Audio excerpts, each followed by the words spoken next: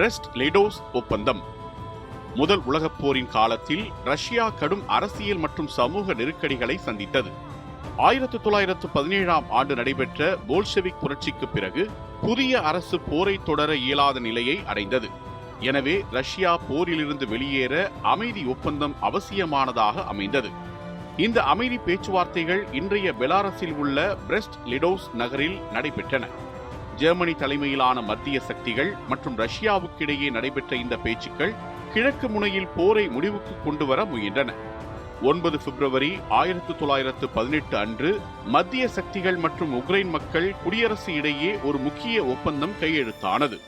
இது உக்ரைனை ஒரு சுயாதீன நாடாக அங்கீகரித்ததுடன் பிரெஸ்ட்-லிடோஸ் ஒப்பந்தத் தொடரின் ஒரு பகுதியாக கருதப்படுகிறது. இந்த ஒப்பந்தத்தின் மூலம் மத்திய சக்திகள் உக்ரைனிடமிருந்து உணவு மற்றும் வேளாண் வளங்களை பெறும் வாய்ப்பை பெற்றன.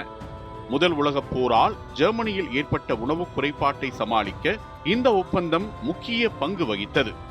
அதே நேரத்தில் உக்ரைன் மத்திய சக்திகளிடமிருந்து அரசியல் அங்கீகாரம் மற்றும் இராணுவ பாதுகாப்பை பெற்றது. வெளிப்புற அச்சுறுத்தல்களில் இருந்து தன்னை பாதுகாக்க இந்த ஒப்பந்தம் உக்ரைனுக்கு உதவியது. இந்த நிகழ்வுக்கு பிறகு ரஷ்யா மற்றும் மத்திய சக்திகள் இடையே முழுமையான அமைதி ஒப்பந்தம் குறித்து பேச்சுவார்த்தைகள் தீவிரமடைந்தன. ஜெர்மனியின் இராணுவ அழுத்தம் அதிகரித்ததால் ரஷ்யா கடுமையான நிபந்தனைகளை ஏற்க வேண்டிய நிலைக்கு தள்ளப்பட்டது. இறுதியில் 1918 மார்ச் 3 அன்று ரஷ்யா மற்றும் மத்திய சக்திகள் இடையே முழு பிரெஸ்ட்-லிடோஸ் அமைதி ஒப்பந்தம் கையெழுத்தானது. இதன் மூலம் ரஷ்யா முதல் உலகப் போரில் இருந்து அதிகாரப்பூர்வமாக வெளியேறியது.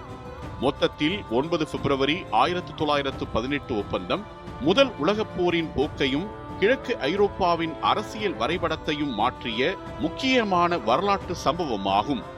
இது ஐரோப்பா அரசியலில் நீண்டகால தாக்கத்தை ஏற்படுத்திய ஒரு தீர்மானமான நிகழ்வாக நினைவு கூறப்படுகிறது.